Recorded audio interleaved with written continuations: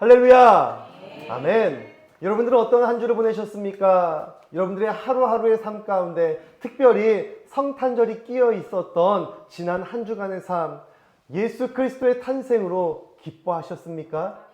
그 기쁨이 과거형입니까? 현재형입니까? 현재형. 감사합니다. 정말로 예수 그리스도의 탄생이 과거의 사건으로 묻혀지고 잊혀지는 것이 아니라 현재도 계속해서 쌓여져 가는 내 삶의 기쁨이 되어지시길 주님의 이름으로 간절히 축복드립니다. 오늘은 2025년 52번째 주일, 마지막 주일로 함께 예배합니다. 사실 작년에는요 52주가 아니라 53주였어요. 저도 살다 내 평생 53주를 살아본 건 처음이었던 것 같습니다. 근데 다시 또 이제 일상으로 보통으로 돌아와서 52번째 마지막 주일을 우리가 함께 보내고 있습니다. 여러분, 정말로 2025년 한 해를 또한 그 하루를 살아가시느라 너무 수고 많으셨습니다. 고생하셨습니다. 우리 앞뒤 좌우를 바라보시면서 또 함께 좀 인사할까요? 고생했어. 수고했어.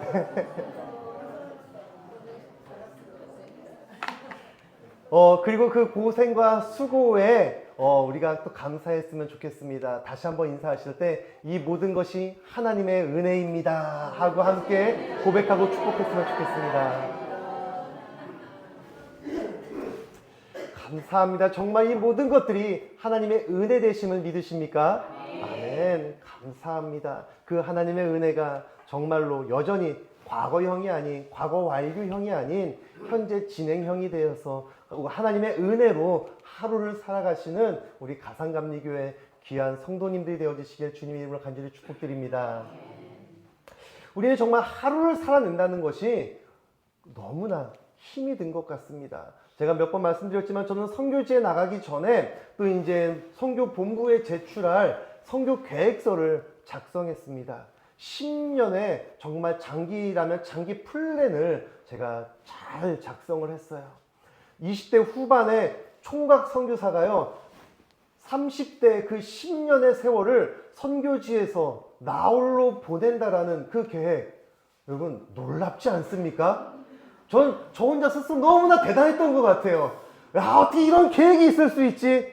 혼자 자화자찬하면서 딱 선교 이제 계획서를 들이밀었을 때 전 너무나 당연한 칭찬을 받을 줄 알았는데 뭐 그런 거 없고 오케이 수고했어요 하고 이게 끝났습니다. 네, 어찌되었건 그렇게 선교를 준비하던 그때 하나님은요 그 10년의 계획을요 다 무너뜨리셨어요.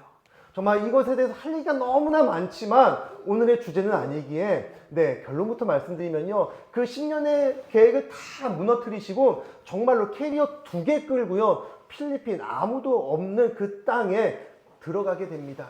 그리고 이제 그 한국 어학원 기숙사로 이제 들어갔는데요. 그러면서 단 일주일밖에 걸리지 않았어요. 뭐가 일주일만 걸렸냐면요, 제 언어가 튀어있는데 일주일이 걸린 것이 아니라요, 단 하루를 살아가는 것이 바로 선교다라는 것이요. 내가 정말 한국에서 기도하면서, 아니 사실 솔직하게 말씀드리면 그 10년의 계획을 잡을 때 죄송합니다, 기도는 했지만 하나님을 향한 시선이 아니라 인간의 계획과 내 목적이 더 비중이 많았던 것이에요. 그것을 깨닫게 하시면서 하나님이 저에게 물으십니다. 자, 야 은호야, 10년의 계획 누구의 계획이냐? 라고 물으시면서, 은호야, 선교는, 아니 은혜 예배의 삶은 10년의 장기 플랜도 중요하지만 지금 이 하루를 살아가는 것이 가장 중요하다. 그것을 깨닫게 하시면서 정말로 아무도 없는, 정말 말도 통하지 않는 그 땅에서 그 하루를 살아간다는 것이 바로 하나님의 은혜 없이는 살 수 없음을, 그 하루의 소중함을, 그 하루와 그 하루에 나를 살리시고 나를 인도하시는 하나님을 깨닫게 하시는 그 은혜가 고백되어졌습니다.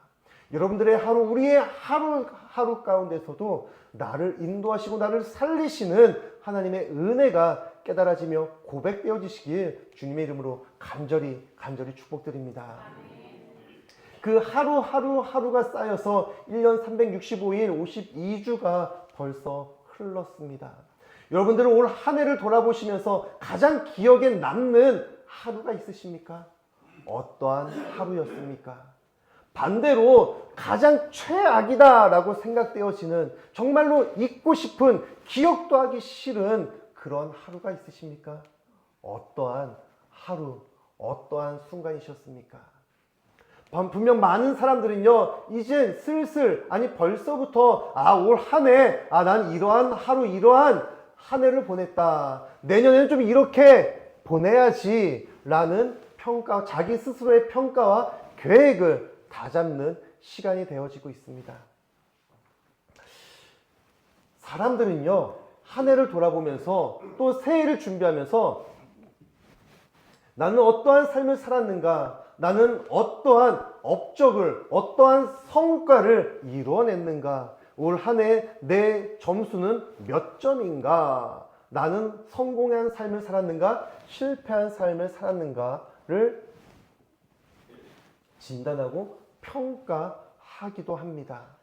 근데 성경은요, 한 해의 끝에서 한 해를 돌아보고 마무리하는 우리들에게, 은호야, 너는 어떠한 업적을, 어떠한 성과를 이루었냐, 너는 어떠한 성공의 삶을 살았느냐, 그것을 물어보시는 것이 아니라 성경은 우리에게 이렇게 묻습니다. 너의 삶을 통해 누가 주님을 바라보았는가? 너의 예배가 우리의 이웃들에게 흘러갔는가? 이것을 우리에게 묻고 있다는 것이에요. 여러분들의 하루의 예배는 어떠셨습니까? 하루하루가 쌓여서 365일의 예배, 한 주 한 주 52주의 예배, 누구를 위한 어떠한 예배가 되셨습니까? 단지 내 문제를 해결받기 위해 내 자식이, 내 부모가, 내 삶이 좀 더 윤택하고 좀 더 성공적인, 더 나은 삶을 살기 위한, 죄송합니다, 그러한 목적과 수단이 되지는 않았는지요.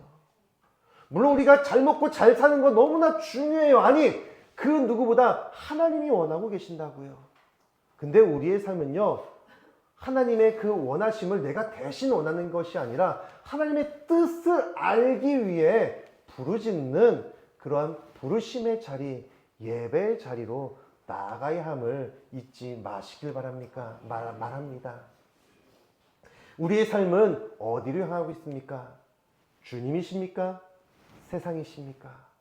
세상의 성공과 성과를 향해 나아가고 계십니까? 아니면 하나님의 말씀과 성령의 열매, 예수 그리스도의 사랑을 향해 나아가고 계십니까? 오늘 우리는 이제 52번째 주일을 맞이해서 한 해를 마무리하는 마지막의 시간을 보내고 있습니다. 근데 오늘 본문에는 또 다른 마지막을 이야기하고 있습니다. 우리는 한 해를 정리하는 마지막을 이야기하지만 오늘 본문은 한 사람의 마지막을 이야기하고 있습니다. 오늘 본문은 욥바의 다비다라 하는 여제자가 있었는데 그가 죽었음을 이야기하고 있습니다.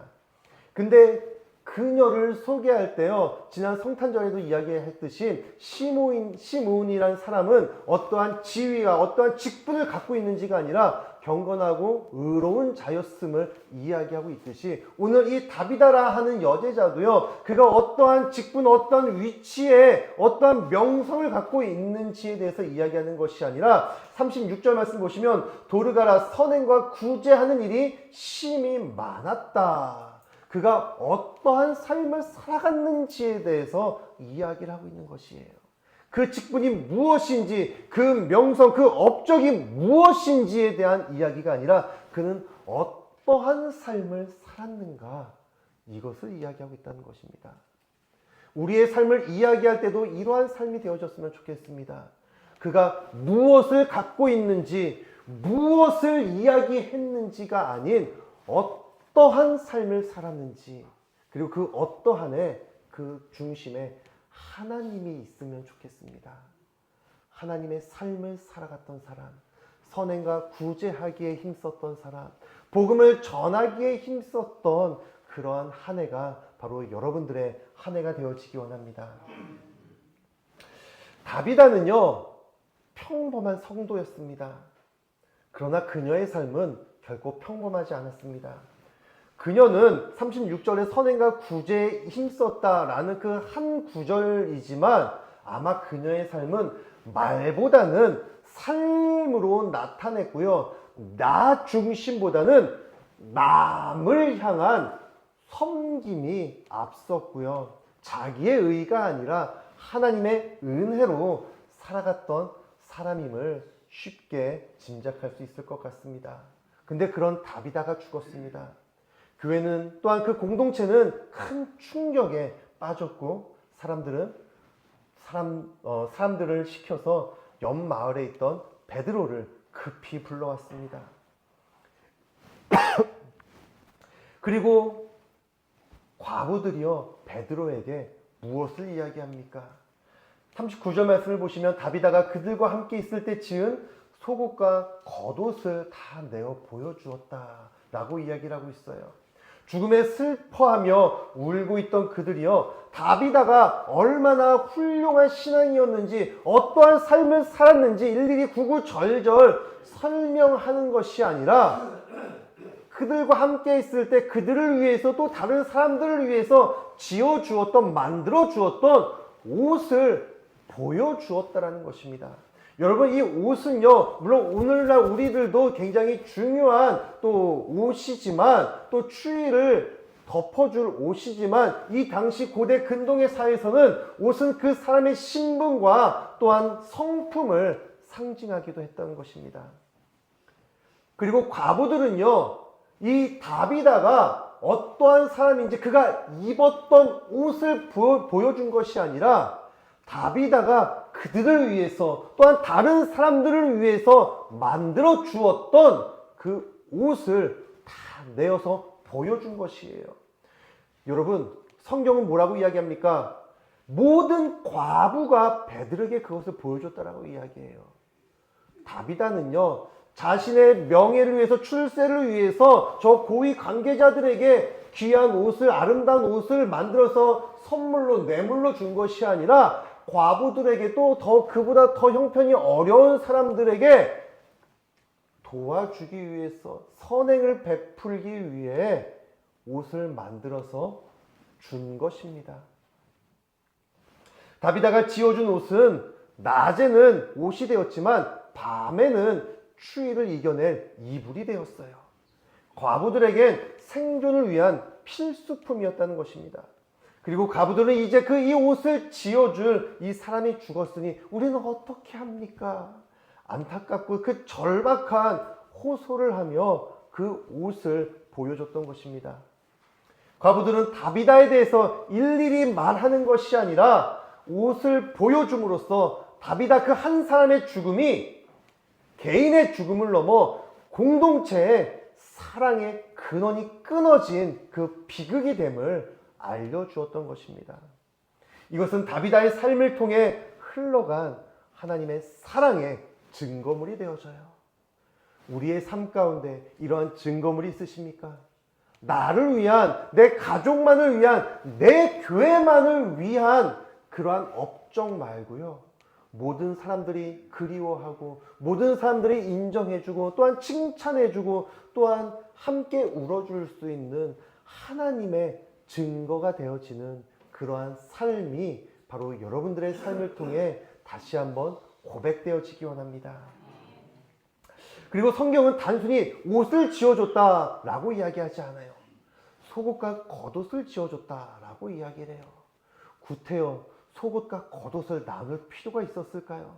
근데 겉옷은 물론 이 겉에 눈에 보이는 것을 상징합니다.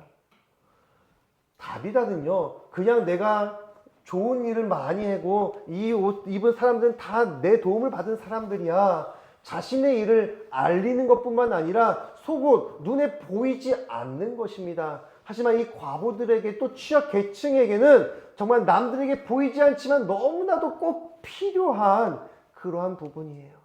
다비다는요, 남들에게 보여지는 자리가 아니라 정말 보이지 않는 것까지 세심하게 생각하고 배려할 줄 아는 그러한 성품의 사람이었던 것입니다.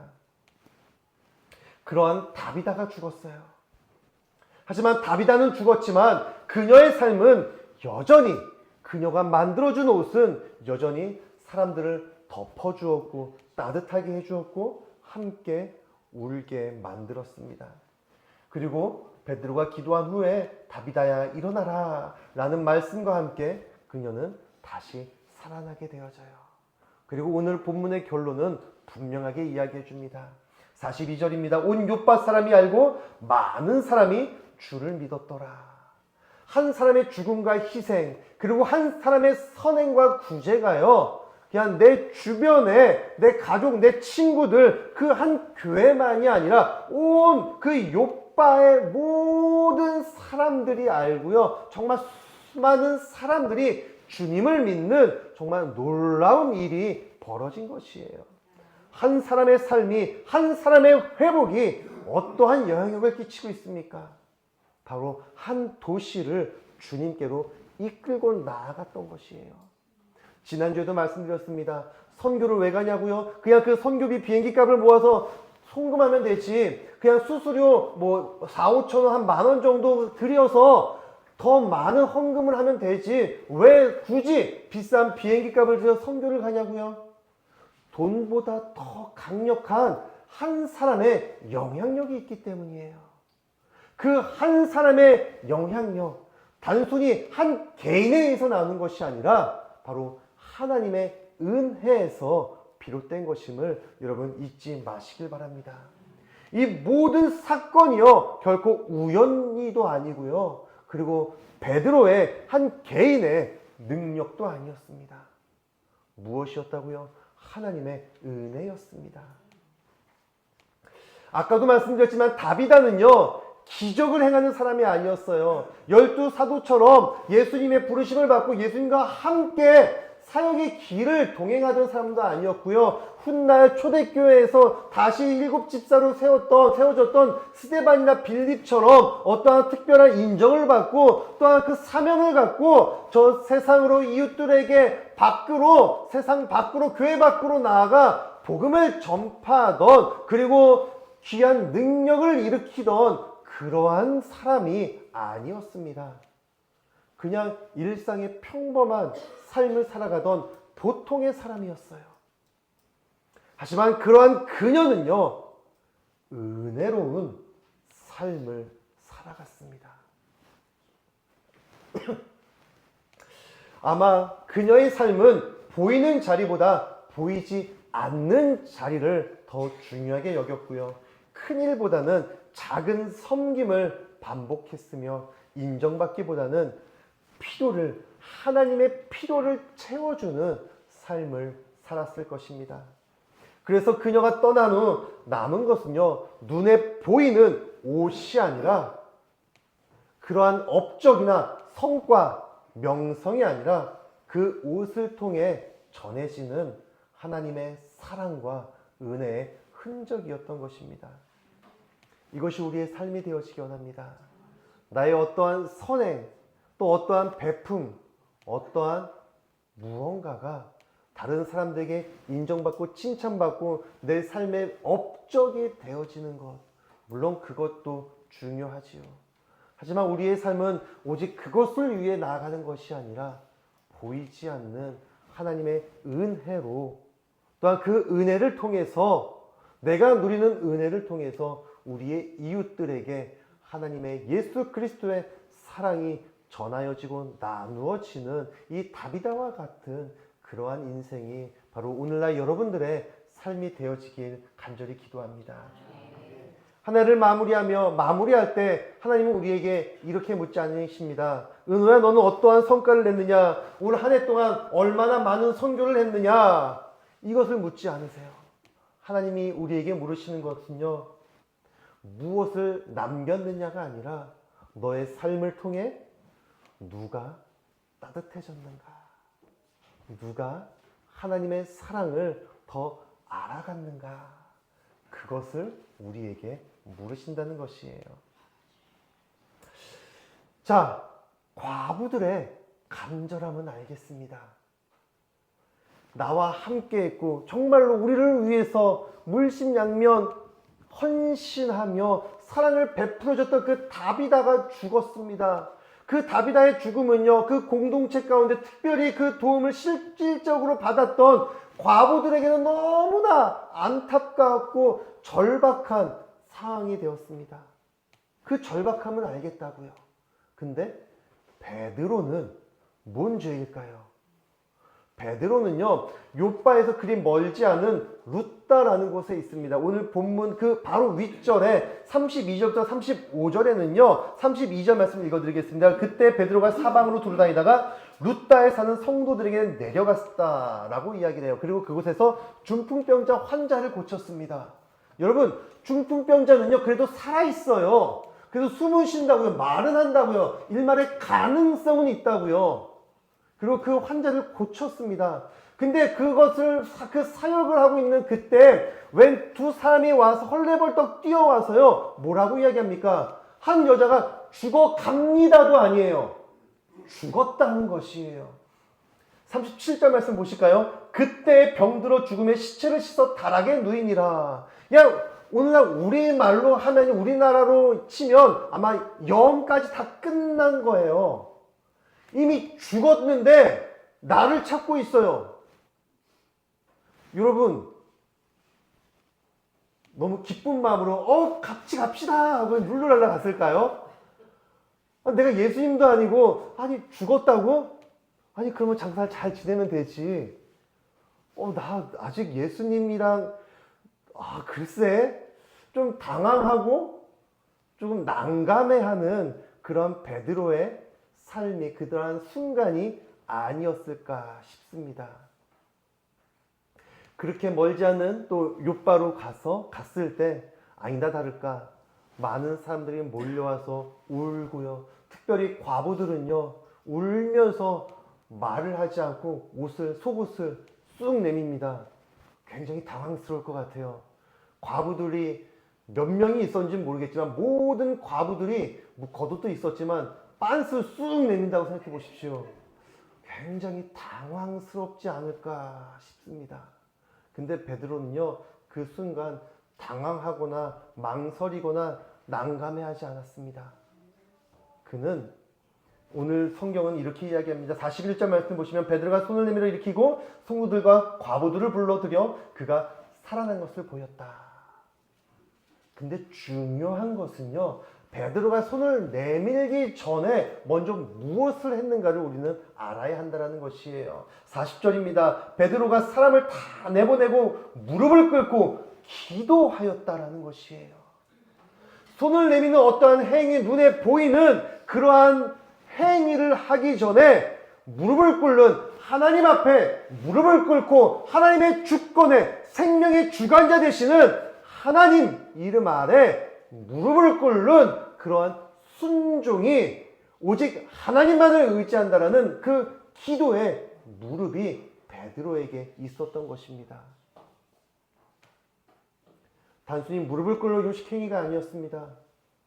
죽은 자도 살리시는, 아니 이미 예수 그리스도를 통하여서 부활하신 예수 그리스도 또한 다시 하늘나라로 올라가시면서 우리에게 알려주셨던 그 성령의 능력, 하나님의 말씀, 그것을 이미 깨달은 베드로는 이것은 내가 할 수 있는 일이 아니다. 이것은 이 생명은 오직 하나님께서 하실 수 있는 일이다. 다 내려놓고 그 전에 중풍병자를 고치고 살려냈던 그러한 자신의 업적과도 같은 일들을 다 잊어버리고 오직 하나님 앞에 무릎을 꿇고 하나님 이 생명 주님께 맡깁니다. 기도하는 그의 기도의 무릎이 있었다는 것입니다. 여러분, 올 한 해를 돌아보실 때 나는 그 어떤 위기의 순간, 어려움의 순간, 또는 어떤 기쁨의 순간 나는 무엇을 했습니까? 내 손으로 자랑하기 바쁘셨습니까? 아니면 그 순간순간마다 주님 전에 나와 기도에 무릎을 꿇으셨습니까? 또한 이제 내일, 내년 새해를 준비하는 우리의 삶 속에 새해를 기록하고 계획하는 손이 바쁘십니까? 아니면 하나님께 모든 것을 믿고 맡겨드리는 기도에 무릎을 꿇으십니까? 한 해를 마무리하고 또한 새해를 준비하는 우리의 삶 가운데 누군가에게 보여지는, 누군가에게 화려하게 비춰지는 내 손이 그 어떤 업적이 드러나는 것이 아니라 보이지 않는 골방이다 할지라도 하나님과 함께하는 곳이라면, 하나님이 계시는 곳이라면, 하나님의 음성을 듣는 곳이라면 내가 그곳에 나와 무릎을 꿇고 하나님께 간절히 기도하며 하나님, 내 문제를, 내 계획을 이루어 주십시오, 해결해 주십시오의 기도가 아닌 하나님, 내 생명이 당신께 있습니다. 주님, 나를 인도해 주십시오. 내 삶이 하나님께 속해 있음을 고백하며 하나님 앞에 무릎을 꿇고 기도하는 여러분들의 삶의 자리, 예배의 자리가 되어지기 원합니다. 그렇게 기도하며 베드로는 시체가, 죽은 자가 일어난 것을 보고 사람들에게 나아가지 않았습니다. 먼저 죽은 시체를 향해 일어나라 라고 선포하였습니다. 이것은 열려라 참깨 그런 주문이 아니에요. 바로 이 말은 부활하신 예수 그리스도의 통치권의 선언입니다. 베드로는 자신을 드러내는 것이 아니라 주님의 능력을 선포하였습니다. 생명은요, 사람에게 나오지 않아요. 생명은 바로 하나님의 말씀에서 나옴을 잊지 마시길 바랍니다. 그리고 정말로 중요한 것은요, 이 한 여자가 살아났다로 끝나는 것이 아니에요. 성경은 그것 한 여자가 살아났어, 정말 기뻐할 일이야, 기적이야, 우리 모두 감사하자, 축하하자, 파티를 열자, 이것으로 성경이 마무리되어지는 것이 아니라 한 사람의 죽음이 다시 회복되어지는 그 순간, 그 목적이 무엇인지를 분명히 우리에게 증거하고 있습니다. 다비다가 다시 살아난 목적은요, 그 여인이요, 몇 년을 더 살아서 더 좋은 일, 더 많은 일, 선한 영향을 끼치는 것에 목적을 두는 것이 아니라 바로 증거하는 데 목적이 있습니다. 무엇을 증거합니까? 생명의 주관자 되신 하나님, 살아 역사하시는 하나님 되심을 증거하는 그 삶의 목적이 있던 것이에요. 회복의 목적은 복음에 있습니다. 은혜의 목적은 하나님을 드러내는 것에 있습니다. 그렇다면 여러분들의 삶의 목적은 어디에 있으십니까? 내 삶의 목적도 바로 하나님의 영광이 드러나는 것,